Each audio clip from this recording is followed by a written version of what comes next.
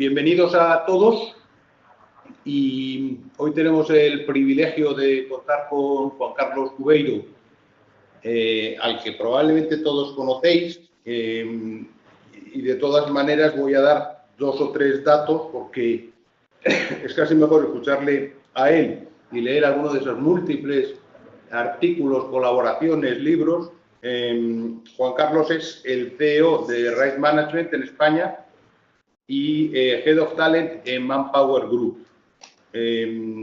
Ha dirigido proyectos de consultoría estratégica en muchísimas organizaciones. Es presidente de honor de la Asociación Española de Coaching. Es de los primeros que yo escuché la palabra coaching hace muchos años, aunque es muy joven.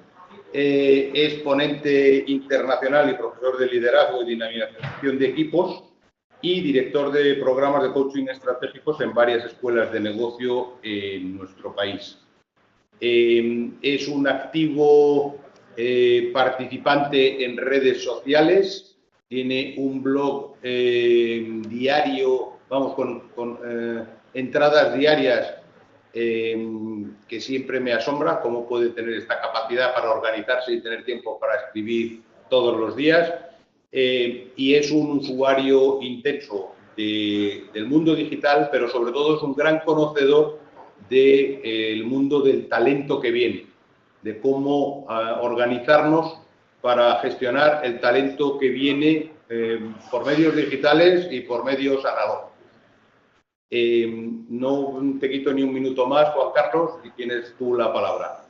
Muchas gracias, Ignacio. Y a todo eso diría que soy un ferviente admirador del Club de Excelencia en la Gestión, el modelo europeo de calidad. Creo que está más que demostrado que en años que han sido muy duros el modelo de calidad funciona, desde el liderazgo hasta los resultados, y evidentemente en años que parece que va a mejorar la situación, pues también. Quiero compartir con vosotras y con vosotros y agradeceros especialmente el que estéis ahí al otro lado de la red. ¿Qué está pasando con el talento en este mundo digital? Que al final es un mundo que transforma lo analógico, como estaba diciendo Ignacio, en llevarlo todo a los ordenadores, a la red, por lo menos compartirlo, poderlo ampliar. Y la transformación digital, que es una gran promesa de valor de hasta el 20% en términos de eficiencia de nuestros costes, pero que evidentemente, como quiero ir diciendo a lo largo de estos 45 minutos y luego las preguntas, debería mantener siempre la calidad de servicio, algo muy esencial en el mundo de la excelencia, y evidentemente el talento, que si no se aprecia, se deprecia. Tengo una presentación de unas 45 transparencias, pero que bueno, sí, básicamente servirán de soporte para que luego podamos iniciar el turno de preguntas y avanzar en esto. Como sabéis, el Foro Económico de Davos, que se ha producido el mes pasado, del 17 al 21 de enero, el tema de este año ha sido el liderazgo innovador, el liderazgo responsable, el liderazgo que da respuesta precisamente a la cuarta revolución industrial, que es una revolución de interconexión dentro de la transformación digital, y donde estamos en una nueva era, insistimos, algunos hemos insistido en los últimos años, que es el paso del capitalismo al talentismo. El capitalismo probablemente ha tenido 3 grandes momentos de inicio, que fue, como sabéis, 1453, la caída de Constantinopla, a manos del Imperio Turco, 1492, el descubrimiento de América, y el más tardío de los 3, 1517, la Reforma Luterana, que dio paso a la ética calvinista, a la ética protestante, que ha sido el espíritu del capitalismo. Durante 500 años hemos vivido en un mundo donde el capital ha sido lo más escaso y lo más valioso, y ahora estamos adentrándonos, desde hace 3-4 años, en un mundo donde el talento realmente es lo que marca la diferencia. Quiero insistir además en 2 aspectos. En la transformación digital, la tecnología ha de ser un trampolín del talento. Por tanto, si la tecnología no sirve para multiplicar el talento, no la estamos utilizando eficazmente. Y por otro lado, esa transformación digital, esa gran promesa de valor de la que hablaba antes, en un 80% de los casos será lo que Alex Rovira, Fernando Pérez de Bes y un servidor hemos empezado a llamar el digiticidio, que es el suicidio de las compañías precisamente por no aprovechar bien la transformación digital y perder lo más valioso de las organizaciones, que es precisamente su capital humano.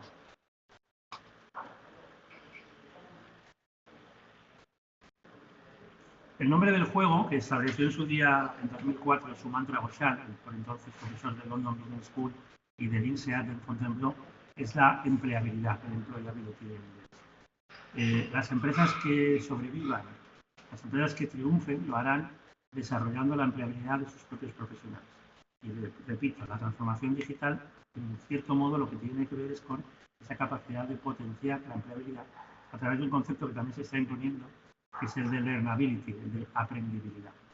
Ghoshal, desgraciadamente fallecido, como sabéis, pasó a la historia del management, de la gestión empresarial, por su teoría del clima laboral. Él decía, él era nacido en Calcuta, en la India, y decía que la mayor parte de las organizaciones, sobre todo las que no son excelentes, tienen climas parecidos a Calcuta en Milán, climas asfixiantes, con jefes tóxicos, donde no se desarrolla el talento y donde, por tanto, lo que sufren los profesionales es esa merma de talento, esa pérdida, porque el clima es asfixiante, repito. ¿Qué debería ser? Pues primavera en Fontainebleau, donde él daba clases cerca de París, primavera en cualquiera de nuestras ciudades españolas, para que ya estamos llegando a la primavera, y por tanto la capacidad de florecer, de cultivar nuestro propio talento. Esto es fácil, en teoría, es muy difícil en la práctica, pero como luego insistiremos en el liderazgo, al final los líderes, los buenos jefes, las buenas jefas, respecto a los jefes tóxicos, tienen el poder de generar estos climas que son primavera y no son Calcuta en verano. Y en un 70% fidelizan talento y enganchan a su gente. Por lo tanto, el nombre del juego en esta transformación digital, más allá del poder de la transformación, es precisamente esta empleabilidad. La diferencia, y quiero demostrarlo y luego en el debate, está precisamente en el talento. Pero el talento hay que definirlo bien. Me gusta recordar lo que dice nuestro mentor de educación y filosofía del talento en el Human Age Institute, el maestro José Antonio Marina, que ha publicado, como sabéis, en el pasado 16 2 libros, Objetivo Generar Talento, y ese zoom sobre la filosofía tan interesante, ¿no? En un mundo de ficciones, en un mundo de la posverdad. Pero vamos a centrarnos ahora en el talento, y José Antonio insiste en que es un término de la psicología popular. En los últimos 20 años se ha puesto de moda. En su día los consultores McKinsey hablaron de la guerra por el talento desde 1997, de ser nuestras propias marcas, y por tanto, bueno, hemos utilizado un término que no era realmente científico, sino que cada uno se ha inventado de una manera. Y sorprende, por eso es muy valiosa la labor que hace el Club de Excelencia de la Gestión en el liderazgo y en las personas en el talento, que hay que definir adecuadamente el talento, porque si no, o estamos utilizando una parte incompleta de lo que debería ser el talento, o simplemente estamos sesgados, estamos perdiendo el foco en lo que el talento significa. ¿Qué dice el diccionario de la Real Academia de Talento? Pues algo realmente distinto o no muy concreto respecto a aquello, como decía, de los tres consultores de McKinsey, de Ned Michaels, de Helen Humphrey Jones y de Beth Axelrod, que fue la guerra por el talento. La guerra por el talento hace 20 años ya era que no disponíamos de directivos suficientes en las compañías, esa parte de liderazgo, el criterio 1 de la calidad, y ahora es casi peor. Ahora nos estamos encontrando en España, como sabéis, con una tormenta perfecta, con un alto nivel de desempleo, por mucho esfuerzo que lo estemos haciendo. Se estima que este año se crearán 421.000 empleos, según el último índice Manpower. Esto quiere decir que podemos crecer deseablemente al 3% del PIB, pero no significará una creación de empleo más allá del 2,1 o 2,2%. Y sin embargo, se calcula que entre el 30 y el 40%, el dato es el 38%, de las vacantes, de los puestos que las empresas necesitáis en ámbito directivo, en ámbito de sistemas de formación, en ámbito comercial y en otros ámbitos técnicos, por ejemplo, pues no se están cubriendo. Tenemos a la vez una tormenta perfecta de desempleo, alto nivel de desempleo, de los mayores de la Unión Europea, y sin embargo esa escasez de talento a la hora de encontrar a las personas adecuadas para cubrir vacantes en nuestra organización. Los consultores de McKinsey, los estudios de McKinsey, utilizaron talento por la figura en inglés del agente artístico, del agente de talento, del agente musical, del representante, que realmente es el que pone en valor a través de la marca del propio talento. Pero como decía, al final tenemos que acudir al diccionario de la Real Academia de la Lengua Española, que en 2014, 13ª edición, estableció el talento básicamente como inteligencia, como una capacidad intelectual, como una aptitud con P, como aquello que tenían las personas inteligentes o aptas. Y evidentemente como aquella moneda de los tiempos de Alejandro Magno, de los griegos y también de los romanos. Talento como sustantivo a la que tenemos que añadir un adjetivo, porque hay talentos que son inteligencia triunfante y hay inteligencias que no lo son tanto. Me gusta poner el ejemplo del Big Bang Theory, que es una serie que seguro que conocéis muchos de vosotras y de vosotros. Es una comedia, es una serie de 8 temporadas, referida a profesores de física cuántica muy inteligentes, pero muy poco dotados de habilidades, capacidades sociales. Eso es lo gracioso, el contraste entre personas muy inteligentes en su campo, la física cuántica, y sin embargo no en la inteligencia interpersonal o intrapersonal. Es lo que Howard Gardner llamó inteligencias múltiples. A mí me gusta citar a mi madre, Maribel Villar, que ya desde pequeño me decía tan listo para unas cosas y tan tonto para otras. Es decir, la gran pregunta del talento y la transformación digital es ¿talento para qué? Por ejemplo, los millennials probablemente tengan talento en sus conocimientos digitales, en saber utilizar las aplicaciones. Y los seniors, en muchos casos, la generación de los baby boomers o de la generación X, pues puedan tener otro tipo de talento derivado de su experiencia, talento interpersonal, talento social, que también evidentemente es muy útil en los tiempos que corren y nos marcará el tiempo. Por lo tanto, talento como inteligencia triunfante, citando a Robert Sternberg de Harvard, citando a Antonio Marina, es convertir los conocimientos en comportamiento. Con tres grandes focos, que es la capacidad humana, la libertad, el foco de la dignidad, el ser humano y evidentemente el foco de la felicidad, porque las personas felices son el tipo de creativas y, por ejemplo, la transformación digital, cuando esto se convierte en miedo y no en ilusión para la organización y los profesionales pierden esa felicidad, esa capacidad, están perdiendo también su capacidad de innovación. Por lo tanto, uno de los grandes retos de la digitalización es no verlo como una amenaza, como esta especie de Terminator en la que los robots se van a hacer cargo de las empresas. Estamos leyendo algunos artículos ya que dicen tu jefe será un robot o te va a sustituir, sino, como decía, un trampolín, un complemento de la labor que puede hacer la digitalización para que nosotros hagamos lo más valioso que es innovar, servir al cliente y trabajar en equipo, que son precisamente, como muy bien sabemos, pilares de la excelencia. El talento, como muchos sabéis, tiene un padre del concepto que es Arquímedes de Siracusa, con su principio de Arquímedes, con relacionar la densidad de un líquido, del agua, por ejemplo, con el peso cuando es desalojado en un objeto, y en su día creó Talanto, que es una ánfora, es una vasija, para básicamente responder a su cliente, que era el rey Nerón de Siracusa, que quería saber si una corona, una guirnalda de oro, realmente era toda de oro, y de ahí el principio de Arquímedes que todos conocemos. Por lo tanto, siempre ha tenido que ver con poner en valor.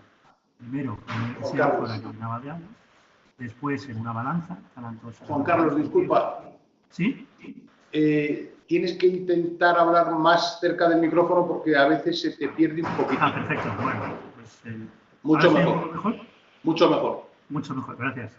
Bueno, pues comentaba que Arquímedes de Siracusa creó Talanto, era esa vasija, ese ánfora, que luego fue la balanza y luego fue la moneda. Por tanto, siempre ha sido convertir en valor esa idea de valor, lo que los clientes esperan de ti, lo que sabemos, podemos y queremos hacer. En términos de marca, entendido como una huella, como una promesa de valor, significa que las organizaciones tenemos que hacer dos cosas. Primero, primero trabajar ese talento y luego, para ponerlo en valor, efectivamente dejar huella. Hoy mismo me llegaba el libro de Miriam Aguado, de People Matter, también muy relacionada con los temas de excelencia y de calidad, sobre empresas que dejan huella, sobre employer branding, que es precisamente esas actividades que muchas empresas, cuando son, por ejemplo, 400 plus o 500 plus, hacemos lo posible porque los mercados lo sepan, que podamos atraer, fidelizar y desarrollar el talento poniéndolo precisamente en valor. Por lo tanto, individual y colectivamente.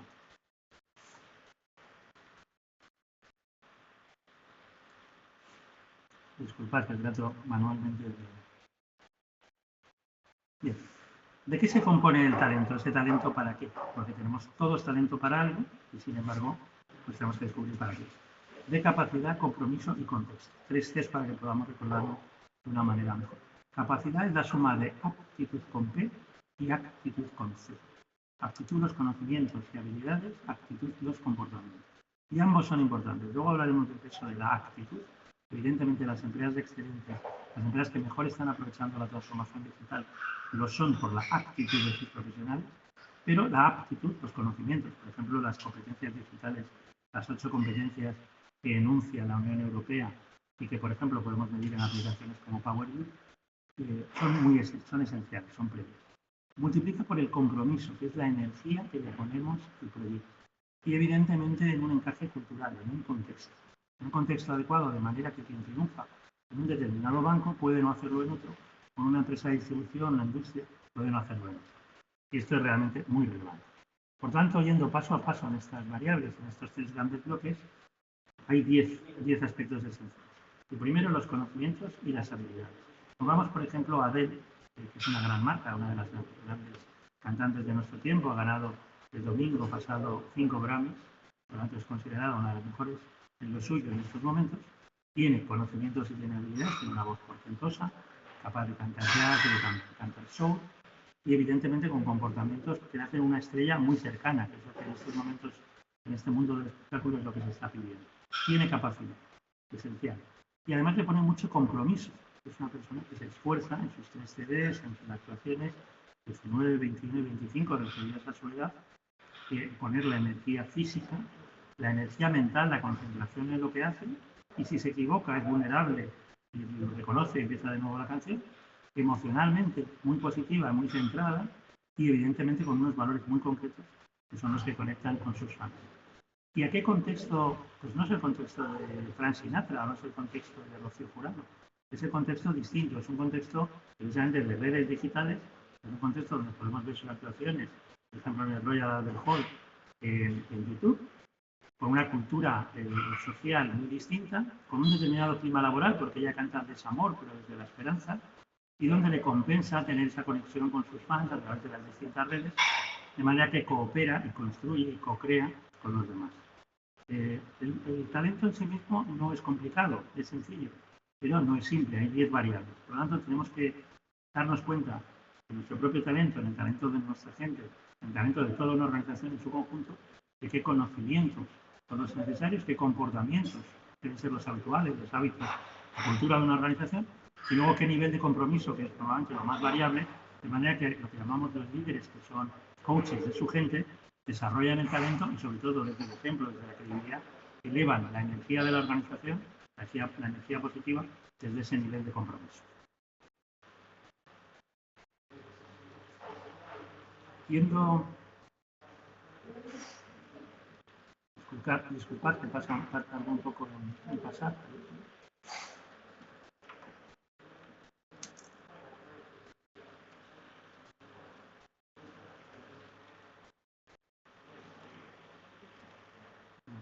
Un momento.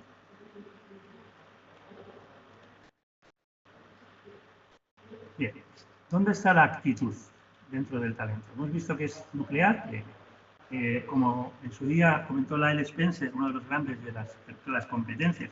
Las competencias no son otra cosa que el lenguaje del talento. Y ahora en la transformación digital parece que las competencias han pasado de moda. Más bien, las competencias no tenemos que mirar tanto hacia el pasado, como en su día la formulación de los años 90, de los años 2000, que era qué tienen en común las personas más competentes, sino mirar hacia el futuro. Con las nuevas tecnologías, qué tipo de personas competentes necesitaremos hoy y para los próximos años. Por lo tanto, aptitud con P, como decía antes, como condición necesaria, lo que aparece en un currículum, lo que podemos llevar, por ejemplo, a una aplicación, a una app. Pero hoy en día la transformación digital para detectar talento, para promocionar el talento, sigue siendo insustituible en la entrevista personal. Porque las aplicaciones, no sabemos cómo será la tecnología en los próximos años, pero hoy por hoy no pueden detectar esa actitud. A partir de contestar una encuesta o mostrar tus conocimientos, no podemos saber cuál es la imagen que puedes tener de ti misma, de ti mismo, tus rasgos de personalidad, la introversión, la extroversión, cuáles son tus valores personales y si coinciden con los valores de la organización, y en el fondo de todo, qué es lo que te gusta, qué es lo que te motiva, qué es lo que te emociona, qué es lo que te mueve. Repito, todo esto sigue siendo territorio de las entrevistas, tanto en la detección del talento, tanto en la selección, como en la promoción, cuando conocemos verdaderamente de una manera adecuada a las personas. Actitud, muy importante, pero no sin aptitud. O como dice nuestro gran amigo Emilio Duró, siempre con esa manera divertida de tratar la vida, no hay nada más peligroso que un tonto motivado. Los conocimientos se duplican en estos momentos cada 18 meses. Carmen Simon, la gran experta en neurocientífica humana que trabaja en los Estados Unidos, estima que en 2020 se multiplicarán cada 72 días. Por lo tanto, vamos a vivir, vamos a sufrir o vamos a disfrutar, en función de cómo lo hagamos, una multiplicación por 3, triplicar la capacidad de tener conocimientos, de adquirir conocimientos, Internet en la nube, Internet de las cosas, en los próximos 3 años. Multiplicar por 6 en los próximos 6 años. Por tanto, pues es un mundo de enormes oportunidades, un mundo donde si quieres quedarte con los conocimientos de que disponías en 2017 para 2020, pues realmente tendremos un problema verdaderamente notable. ¿En qué somos competentes? Ese talento para qué que tiene que guiarnos desde la transformación digital. Bueno, pues como sabéis, David McLennan, el padre del concepto de las competencias y el padre de la motivación, tal como lo conocemos, pues nos hablaba de tres grandes motivaciones. La motivación de logro, esencial en contribuidores, sobre todo perfiles más técnicos.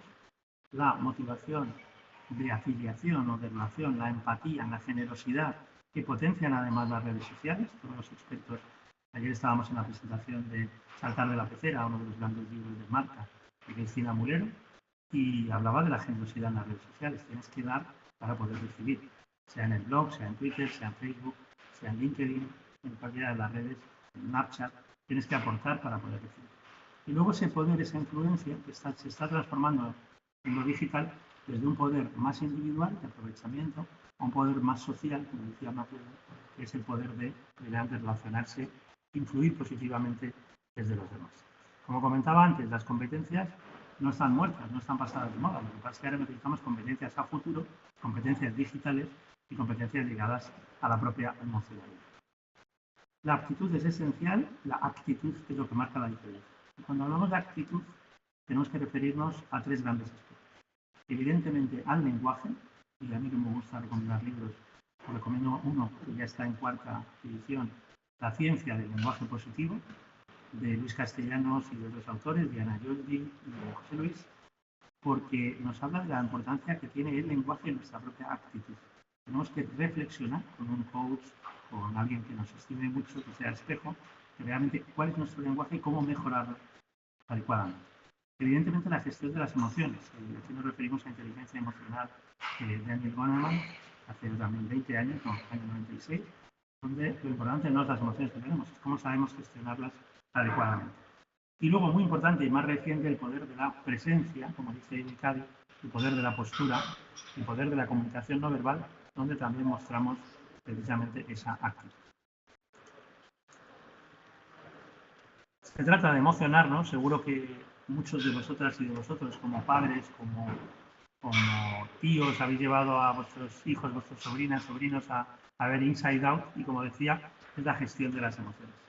Esta película de Pixar, que ha sido un gran éxito, que funciona en dos niveles para los niños, para enseñarles, bueno, que a veces hay que mostrar el miedo, el asco, la alegría y demás, y para los padres para enseñarles también a cómo gestionarlos. Ayer, precisamente en el blog que mencionaba Ignacio, en Hablemos de Talento, me refería a la importancia que tiene el juego en los niños y no arruinar el juego, decía un gran psicólogo, y también que ilusión, la palabra ilusión, proviene de ludere, que es jugar para los mayores. Es decir, cuando hablamos, por ejemplo, de gamificación, una de las tendencias digitales más importantes en el desarrollo, o cuando hablamos de círculos de innovación, donde hay un cierto juego, utilizamos metáforas, o no criticamos para luego, cuanta más cantidad de nuevas ideas, establecer mayor calidad, estamos hablando de eso, de cómo gestionar nuestras emociones en positivo y siempre desde la profundidad, desde el optimismo inteligente, gestionar esas emociones que pueden ser valiosas. Repito, las personas felices son el triple de creativas y por lo tanto establecen una base importante para la innovación. Y de ahí el valor que tiene en la actitud las emociones. Los expertos, los maestros de Pixar utilizaron hasta 17 emociones distintas en los inicios de la película. Al final se quedaron con las 6 emociones universales, junto a la sorpresa, que no aparece como un personaje, pero está en todos ellos, que es la ira, que no deja de ser curioso que el personaje que es la ira precisamente utiliza la corbata, es como el jefe, el directivo, el asco que tiene este color verde del brócoli, porque se ve que al dibujante no le gustaba mucho este vegetal. Uno de los papeles protagonistas, que es la alegría, joy en inglés, la felicidad, la positividad. El miedo, aparece como una especie de neurona de color morado, y luego esa tristeza, blue en inglés, precisamente también con un papel muy relevante, sobre todo en la melancolía, como sabéis los que habéis visto la película. En la transformación digital todavía no disponemos de la tecnología para conseguir llevarlo a las emociones. Los expertos dicen que la inteligencia emocional incluso estará dotada de emociones, pero de momento no deja de ser una promesa. Por lo tanto, primer pilar, la gestión de las emociones. Segundo, el lenguaje, como antes decía. El sí te cambia la vida, que es una frase de Lidia Mudarev, una gran experta argentina en programación neurolingüística. Ya nos decía Wittgenstein que los límites de nuestro lenguaje son los límites de nuestro mundo. Las creencias se establecen por imágenes o por lenguaje. Y por lo tanto, cada vez más se da la paradoja de mayor transformación digital, mayor poder que pueda tener precisamente el lenguaje. Como en la película Di que sí, que muchos habréis visto, que es de Jim Carrey, donde se autoobliga, digamos, en 6 meses para conseguir un lenguaje más positivo. Luis Castellanos y su equipo, de quienes veis, dicen en la ciencia del lenguaje positivo que debemos de cuidar del lenguaje porque así el lenguaje cuida de nosotros. Es un tema de rendimiento, es un tema de salud, es un tema de equipo, es un tema de resultados. En los nuevos criterios de la calidad, de la excelencia, evidentemente el lenguaje, las palabras habitadas, como diría Luis, tienen un peso enormemente importante. Por eso ellos nos hablan de un plan de vuelo, de reflexionar sobre lo que estamos haciendo y mejorar nuestro lenguaje, porque cuando somos conscientes de ello, normalmente el lenguaje lo mejoramos. A mí me gusta repetir una frase de un sociólogo emérito, nos ha aportado mucho a muchos de nosotros y nosotros, que es Amando de Miguel. Y Amando de Miguel solía repetir aquello de somos los españoles optimistas disfrazados de pesimistas. Y uno de nuestros lenguajes, de nuestros disfraces, precisamente de que estamos en carnaval, inicia el carnaval, es ese lenguaje, ¿no? Por lo tanto, tomar conciencia de nuestro lenguaje actual, que es el momento de Kairos, el momento instante, porque el lenguaje marca nuestro diálogo interior y, como diría otro mentor, Mario Alonso Puig, si tratáramos a nuestros amigos como muchos de ellos nos tratamos a nosotros mismos, no tendríamos amigos. Regular ese lenguaje mediante coaching, mediante el entrenamiento, porque somos las historias que nos contamos a nosotros mismos y que contamos a los demás, y luego generar nuevos hábitos. Vienen 21 días, vienen 66, son 150, más bien depende más de la persona y de su capacidad de cambiar que realmente de la situación. Por lo tanto, ser conscientes, partir de esa introspección, de esa reflexión, para poder cambiar nuestro lenguaje. Y ya os digo, paradójicamente, en la transformación digital, el lenguaje tiene más peso de lo que ha tenido nunca. Y el tercer aspecto de la actitud, junto con las emociones y el lenguaje, es la postura. Les quiero dar medio minuto para que en esta transparencia, donde aparecen 3 actores, Tom Cruise, Olga y Gerald Butler, pensemos quién tiene la postura dominante, quién desde su lenguaje corporal, están en un programa de Oprah Winfrey, realmente demuestra que está tranquilo, que está como Pedro por su casa. Algunos habréis dicho el número 3, Gerald Butler, muchos, según lenguajecorporal.org, dicen que es Olga, que es la actriz, y la mayoría, normalmente la respuesta acertada, mediante que está como Pedro por su casa, porque ha ido muchas más veces, es Tom Cruise.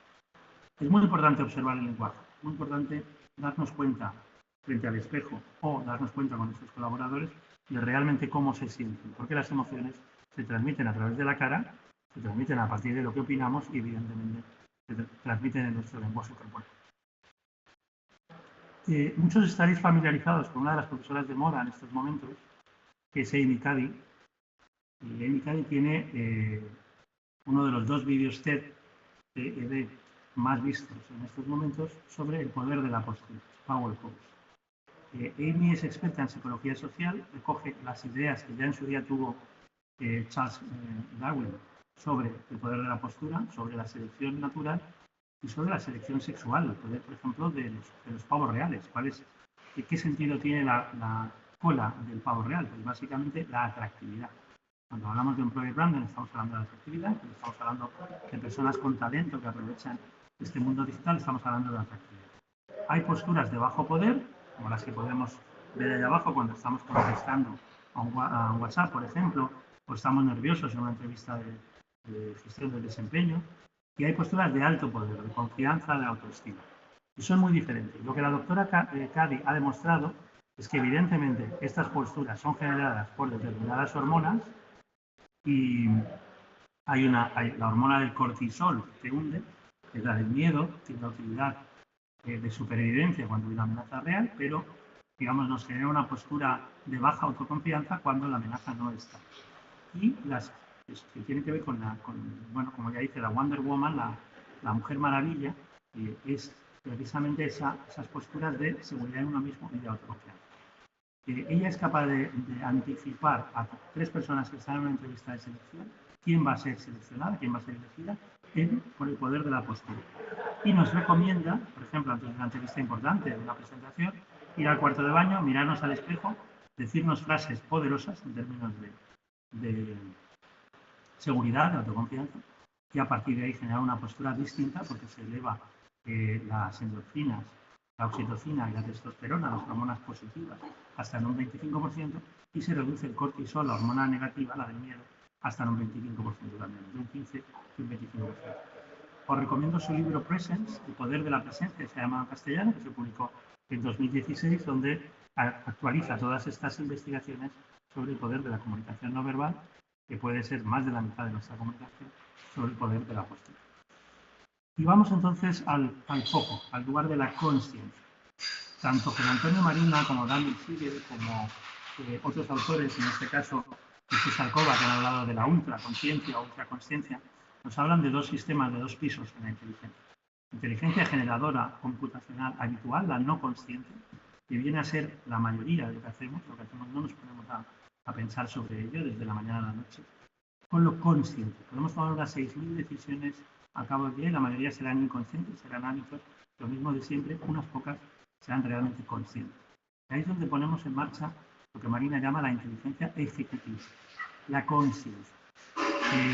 Se estima que cada segundo recibimos 55 gigas de información, lo cual nos hace que, bueno, la metáfora del ordenador se está poniendo en cuestión, pero es un ordenador muy potente y sin embargo utilizamos conscientemente apenas la millonésima parte, 55 bytes de información. Por tanto, tenemos que ser muy conscientes, poner el foco, viajar al centro de la mente, como dice otro gran neurocientífico, Daniel Siegel, que ha publicado hasta 2017, ese viaje al centro de la mente, y sobre todo utilizarlo en nuestro talento intrapersonal dentro de nosotros mismos e interpersonal. Intrapersonal, el gran concepto también de los últimos 15 años de Csikszentmihalyi es el flow, la fluidez. Cuando fluimos, cuando tenemos la mejor versión de nosotros mismos. ¿Cuándo ocurre esto? Cuando nos ponemos en marcha con un reto, un desafío, algo emocional, algo que realmente nos activa, anticipamos lo que queremos, realmente sabemos lo que necesitamos, lo que nos interesa, y elevamos nuestras capacidades en el talento a la altura de ese reto. Por tanto, fluimos cuando nos pasa el tiempo hablando, lo pasamos maravillosamente, hemos debatido, hemos aprendido, hemos creado, hemos innovado y estamos fluyendo. ¿Qué ocurre si el reto no lo compramos, si el reto no es nuestro, si el reto nos lo están imponiendo? Pues estamos en ansiedad. Y ahora mismo se estima que el 40% de los empleados en Europa, por ejemplo, con la transformación digital, se sienten muy ansiosos porque lo ven como una amenaza, lo viven, lo sufren como una amenaza. Cuando no hay reto, cuando simplemente vamos al tran-tran y no hay un proyecto, la transformación digital, por ejemplo, no es una auténtica transformación cultural, estamos en aburrimiento. Y se da la paradoja de que ahora mismo hay 10 puntos más, 50% de empleados en la Unión Europea con aburrimiento, que os digo 10 puntos más que con ansiedad. Y por lo tanto, solo hay un 10% de profesionales que realmente están fluyendo, que están aprovechando su mejor talento y que por tanto lo llevan a su nivel intrapersonal. En términos interpersonales, el gran padre del neuroliderazgo es David Rock, profesor de la Universidad de Nueva York, en NYU, que nos habla del modelo de la bufanda, el SCARF en inglés, que es 5 letras para conseguir como directivos, como líderes en la transformación digital, que las personas den su mejor versión.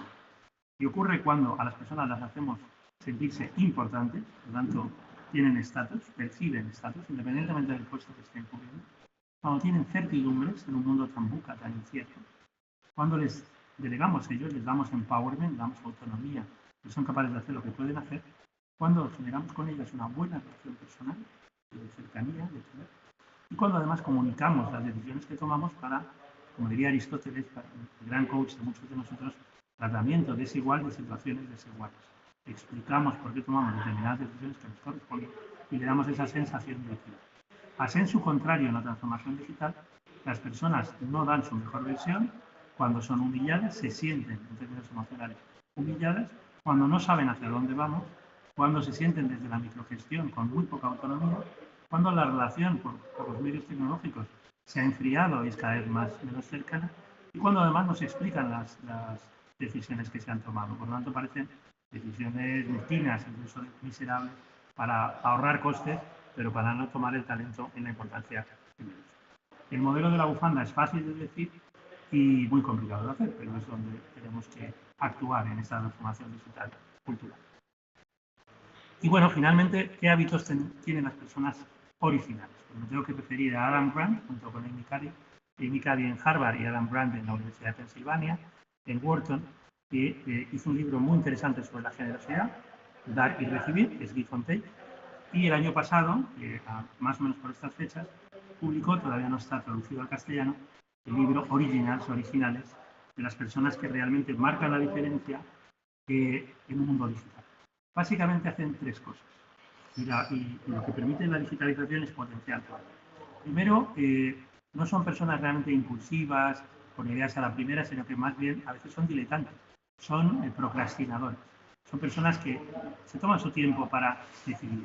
Parece que lo digital tiene que ver con la agilidad, con lo rápido, y sin embargo las mejores ideas no necesariamente vienen a la primera.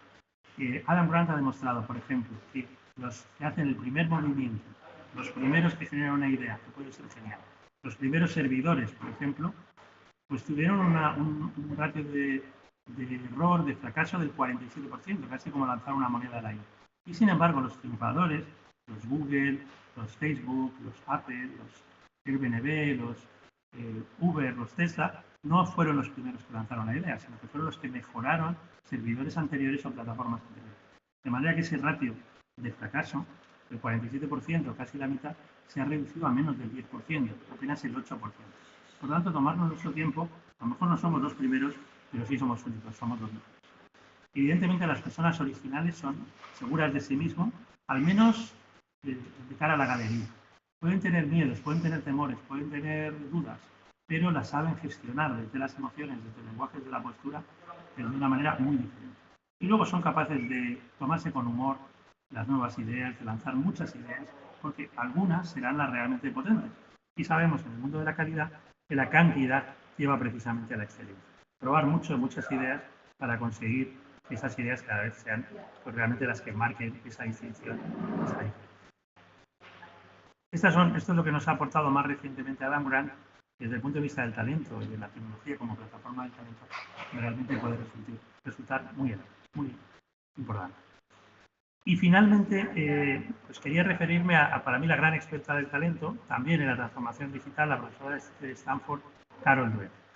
Carol insiste en que, precisamente en esta transformación digital, lo que se está debatiendo es si tenemos una mentalidad fija o una mentalidad ganadora.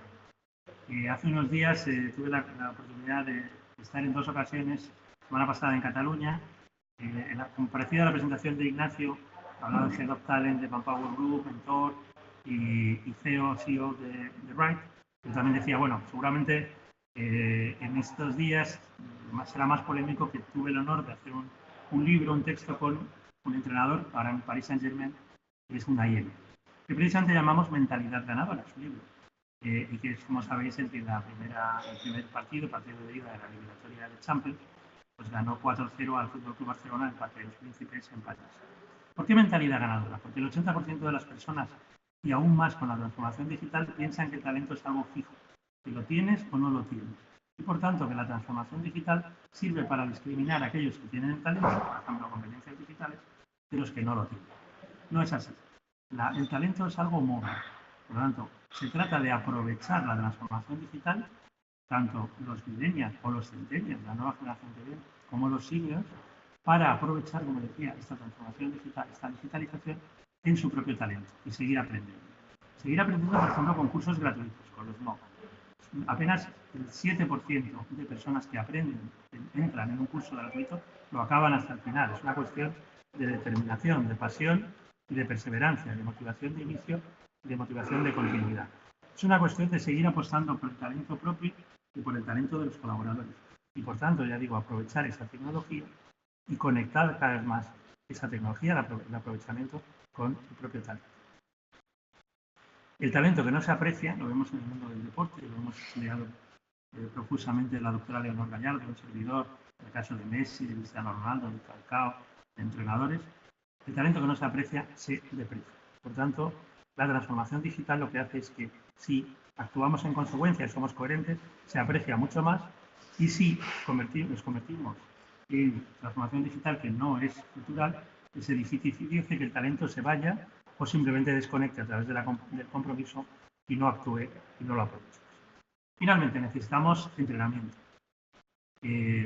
Solemos decir que los directivos, más con la transformación digital, con el aprovechamiento de Skype y otras posibilidades, otras plataformas, tienen que estar entrenando constantemente.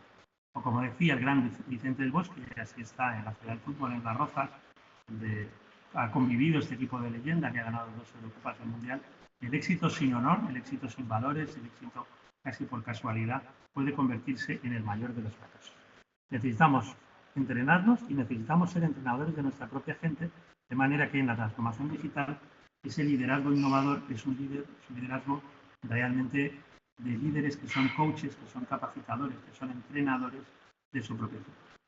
Tanto Cervantes como Shakespeare, pero vamos a utilizar al autor del Ingenioso Hidalgo, tenían la misma frase: ama no lo que eres, sino aquello en lo que te puedes llegar a convertir. La digitalización, vista con foco, vista con inteligencia triunfante, vista desde el talento, una enorme posibilidad, es un conjunto de oportunidades, es un potenciador del talento, es un trampolín, pero tenemos que vivirlo desde esa transformación cultural y no tanto desde la transformación exclusivamente digital, de utilizar aplicaciones o redes, pero, como decía antes, desde el miedo o desde la amenaza. Bueno, básicamente eso en esta presentación, y antes de pasar al turno de preguntas, es lo que quería compartir con vosotras y con vosotros, y quedarnos con un concepto de Mara Swan, que es el concepto de learnability, o en castellano, aprendibilidad. Las organizaciones que sobreviven son aquellas que se adaptan al entorno, esto lo sabemos desde Darwin, cualquier ser vivo con un proceso de selección sobrevive si se adapta al entorno, y en un mundo donde, como digo, en 2020, cada 72 días habremos duplicado los conocimientos de información, aprender más rápido que los competidores es realmente la palanca. Por lo tanto, tenemos que enseñar a las organizaciones que aprendan, organizaciones inteligentes, tenemos que centrarnos en la aprendibilidad individual y colectiva, y me atrevo a decir que los 9 criterios desde el liderazgo a los resultados que compartimos las personas que somos, digamos que estamos en el mundo de la excelencia, en el mundo de la calidad, realmente siguen siendo válidos, probablemente más válidos que nunca, para aprovechar esa aprendibilidad individual y de las organizaciones. Pues esto es básicamente lo que quería compartir con vosotros y con vosotros. Muchas de las cosas seguro que en la medida que nos habéis seguido, pues ya las conocíais, he tratado de estructurarlas de alguna forma, y me encantaría ahora pues, que tuviéramos un debate, aprovechar el tiempo para ese turno de preguntas, de reflexiones y compartir lo que os está pasando en distintas organizaciones. Muchísimas gracias.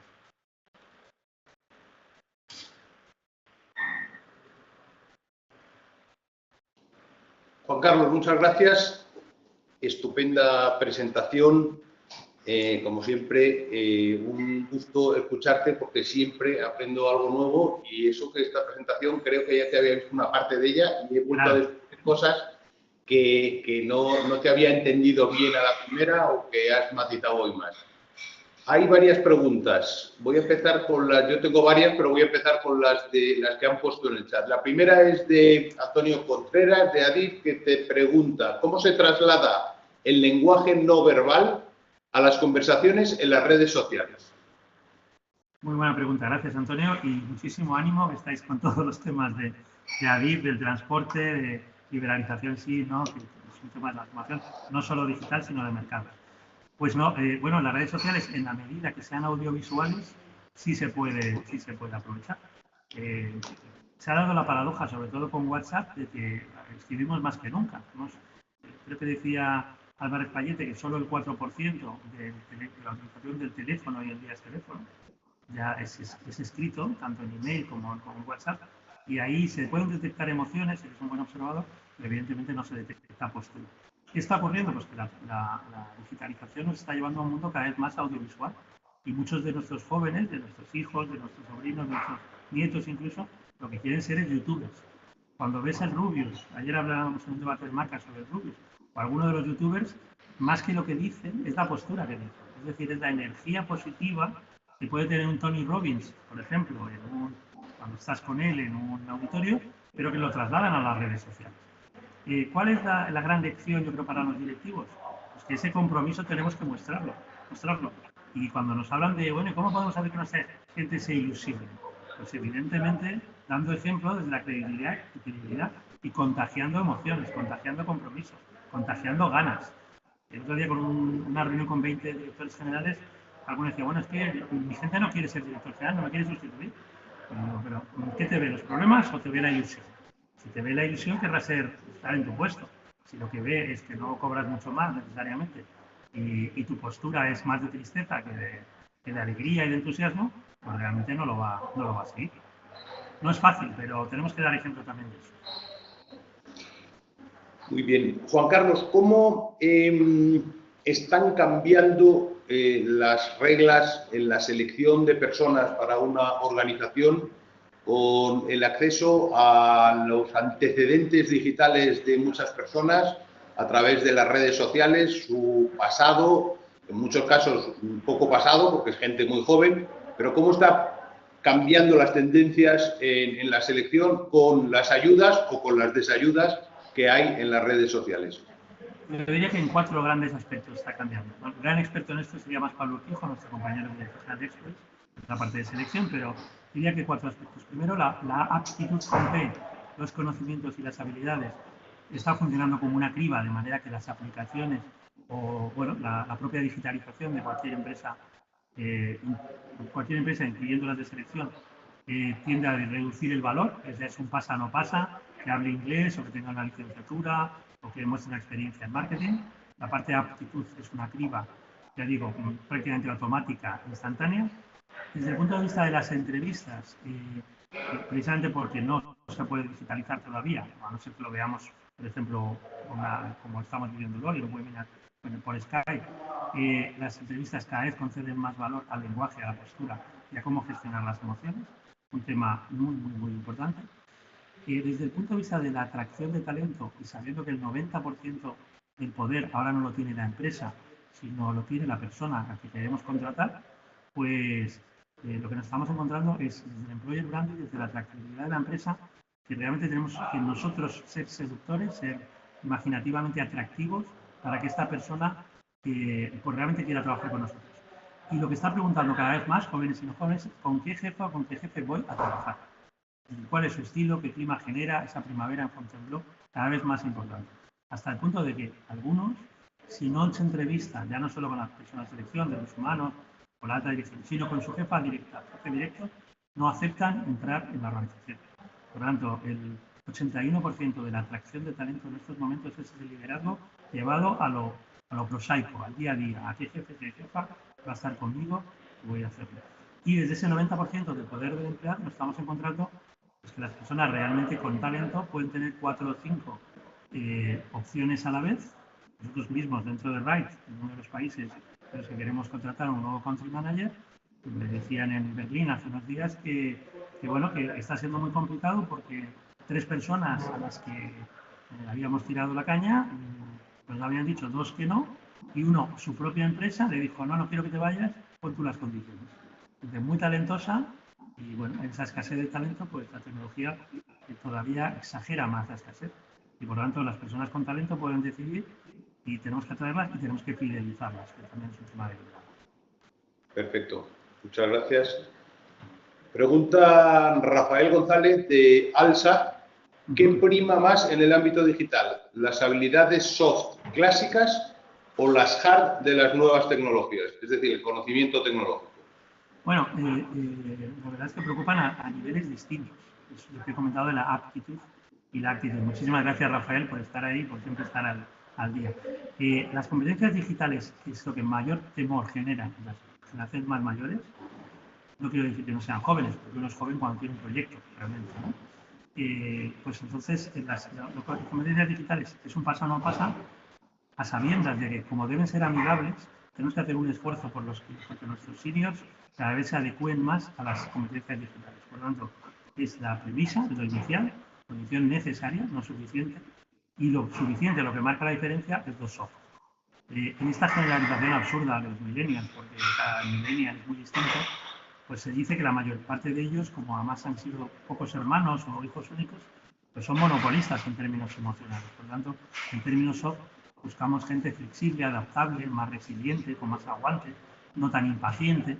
Y estamos viendo personas que tienen competencias digitales, pero que no tienen esa flexibilidad, no tienen esa adaptabilidad, no tienen esa iniciativa, no tienen esa resiliencia. ¿Qué es el pasa? No es el pasa no pasa, que son las competencias digitales, es lo que marca la diferencia. La cualidad soft, las competencias, todavía más difícil es la empatía. Lo que vemos con las redes digitales, que me refería antes a Dan Brown, es la generosidad.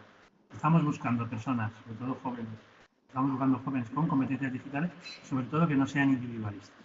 Si son individualistas, las redes sociales no les van a ayudar nada, porque como decía antes, no van a aportar para recibir. Primero hay que dar para luego recibir. Muchas gracias. Hay una inquietud también sobre cómo conviven la generación esta de los millennials con la de los directivos que ya son expertos en sus áreas funcionales y que, bueno, están razonablemente familiarizados con las nuevas tecnologías, y con la alta dirección, que son los que tienen más seniority, que viven un poco más lejos de las tecnologías y de cómo se puede facilitar la convivencia y el entendimiento, teniendo en cuenta que si no conoces lo que hace un chaval joven en las redes y cómo se maneja con la tecnología, pues es difícil que puedas ayudarle a promocionar y a mejorar su situación profesional. Muy buena pregunta, muchas gracias. Bueno, yo diría, para ir a cosas muy concretas, en dos grandes aspectos. Primero, casi voy al segundo. En muchas organizaciones, en empresas excelentes, ya estamos poniendo en marcha lo que llamamos el mentoring reverso. Es decir, que en lugar de dar mentoría a los más seniors, los de posiciones más elevadas en la organización, a los jóvenes, estamos aprovechando que los jóvenes saben mucho de tecnología para enseñarnos. Por ejemplo, para tener nuestra cuenta de Twitter, que es algo que engancha mucho cuando te vas a influir positivamente y puedes compartir los artículos que te gustan con muchísima gente. Por lo tanto, el mentoring reverso, como llamamos, es una enorme posibilidad para integrar a estos jóvenes y enseñar a los jóvenes a personas que pueden ser los jefes de sus jefes de sus jefes. Y por otro lado, parece que en general los millennials no quieren ser jefes, pero no quiere decir que no quieran ser líderes, no quieran influir, no quieran tener autoridad moral, no quieran credibilidad. Digamos, no se quieren amparar en la jerarquía, en la autoridad formal para dirigir. Esto es una nueva tendencia. Por lo tanto, ¿qué nos enseña a las personas que tenemos más edad? Pues que tenemos que explicar las cosas, que tenemos que tomar nuestro tiempo, que las redes sociales precisamente nos permiten optimizar y ser más evidentes en algunos temas, y luego dedicar temas a lo que no pueden hacer las redes sociales, que tener una buena conversación, un buen diálogo, una reflexión en la que ganen ambas partes, en la que los jóvenes puedan plantear preguntas audaces, tienen ese atrevimiento que a lo mejor no hemos tenido otras generaciones, pero también les podamos enseñar pues eso, que no quieren un aumento de posición o de responsabilidad a los 3 meses. Que los temas llevan años y que, por ejemplo, la maestría se consigue en 10 años, no se consigue en menos. Serán 10.000 horas, serán 8.000, como ahora se dice. Pero al final necesitamos también aprender paciencia, necesitamos lo importante que es escuchar, ponernos en los zapatos de los demás, desde la empatía. Temas soft, como antes se decía, que a veces los jóvenes no tienen tan claro porque, bueno, desde nuestro cariño a los padres les hemos dado muchas cosas, pero que luego en el mundo de las organizaciones van a dar su mejor versión si realmente se comportan así. Por lo tanto, es un mundo de enormes posibilidades y de un diálogo de verdad. Perfecto, gracias. Vamos a pasar a la última pregunta que la hace Isabel Aro desde el Hospital Mare de Déu de la Merced, y quiere saber cuáles podrían ser las preguntas o cuestiones clave para reconocer el talento en una entrevista. Bueno, yo diría que lo primero no son las preguntas, sino el silencio. Gracias, Isabel, por la cuestión. Es decir, observar. Muchas veces estamos tratando de vender tanto nuestra empresa, nuestro hospital, nuestra organización, que no estamos observando. Y observando se ven muchas cosas. Se ve, por ejemplo, si alguien tiene los ojos abiertos, esa curiosidad que necesitamos. Ya Albert Einstein hablaba de ella, lo importante que es básica para la imaginación. Por lo tanto, a veces más que preguntar es observar. Y luego preguntar, evidentemente, es lanzar preguntas abiertas. ¿Qué, quién, cuándo? Me gusta bromear a veces diciendo que el gran Amancio Ortega Gaona, el primer billonario con B de la historia de España, el gran empresario que tenemos, que ha conseguido que su empresa, que su grupo sea líder mundial en su sector, sobre todo es un gran escuchador. Un gran escuchador. Y lo que ha conseguido en este tándem con Pablo Isa, uno de los 3 mejores CEOs del mundo, según Harvard en el otoño pasado, es escuchar, precisamente, con todo lo que saben los dos, la enorme experiencia que tienen. Escuchar es lanzar preguntas, ¿qué opinas sobre esto? ¿Qué te parece? Y a partir de ahí, tomarse esa atención consciente de la que hablaba antes. No simplemente oír, es escuchar de verdad. Y bueno, en ese 80-20 paretiano, lo que detectamos es que apenas un 20% de las directivas de los directivos lanzan esas preguntas abiertas y se atreven a decir, y si tú llevaras esta compañía, muchas de las que habéis hecho las preguntas, ¿qué harías diferente? Sí, sabemos que nos has visto en la red o eres cliente, ¿qué harías absolutamente diferente? Y bueno, te puede sorprender desde la ingenuidad o desde la inocencia alguna de las respuestas y sobre todo das a las personas desde el clima, como es gente, la oportunidad de ofrecer, de sentirse importantes, pero aprender humildemente y desde, bueno, de poder aportar para también recibir, para que al final pues, la jefa o el jefe le pueda dar instrucciones cuando tiene que hacerlo o le pueda orientar en la visión de futuro de la compañía. Por lo tanto, ya la pregunta de Isabel, de la importancia que tiene escuchar, yo creo que realmente es muy relevante y cuando las preguntas son abiertas mejor porque son cerradas y se responden con un sí o con un no, lo que nos llevan, como todo el mundo sabe, a la deseabilidad social. ¿Te gustaría trabajar aquí? Pues claro, estoy en una entrevista y necesito un empleo, por lo tanto, claro que me gustaría. Ahora, ¿qué tiene esta compañía que no puedan tener otras? Te obliga a reflexionar, te obliga a ser imaginativo y a ser sincero también, porque si no, al final te estás diciendo lugares comunes y no estás aportando. Perfecto, muchas gracias. Bueno, vamos a dar por concluido el webinar, porque yo creo que el ruido de fondo que había era alguna anécora nerviosa ya para que te acerques, Juan Carlos, a saludarla.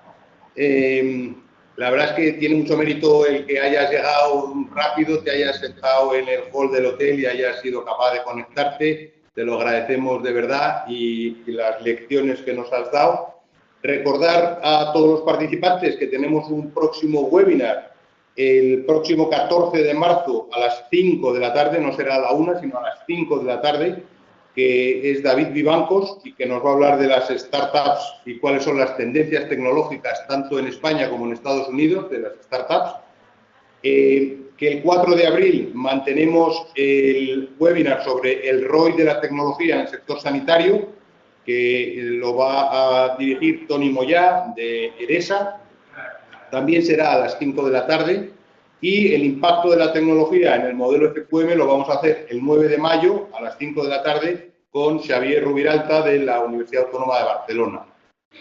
De nuevo, muchísimas gracias, Juan Carlos, muchas gracias a todos los participantes y que tengáis un excelente fin de semana.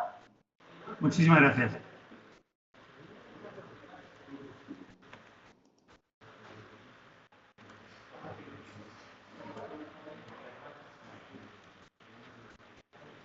Muchas gracias, Ignacio. Fenomenal. A ti, muchísimas gracias. ¿Lo veis? O sea, ¿lo habéis grabado para tenerlo en el web, la Sí, web del club? Sí. Vale, fenomenal. Magnífico, pues lo veré ahí. Y se me ha olvidado decir que además, si había alguna pregunta más, la subiremos también a nuestra plataforma y te la haremos llegar para que las contestes. Pues pero ya cuando subamos el vídeo lo pondremos para eso y te avisaremos entonces. Muy bien, muchas gracias. Oye, probablemente nos traslademos ya a la Talent Hour el 16 de marzo, ya te avisaré. Y viene el jefe mundial, que es Jonas Pricing, el CEO, de todo Juan Pablo, que será a finales de marzo, pero bueno, ya lo haremos para celebrar el edificio nuevo. Además, vale, cerca, ¿eh? Perfecto. Aquí estamos de vecinos. Muchas gracias. Eso es. Gracias a ti. Un abrazo. Un abrazo muy fuerte. Chao.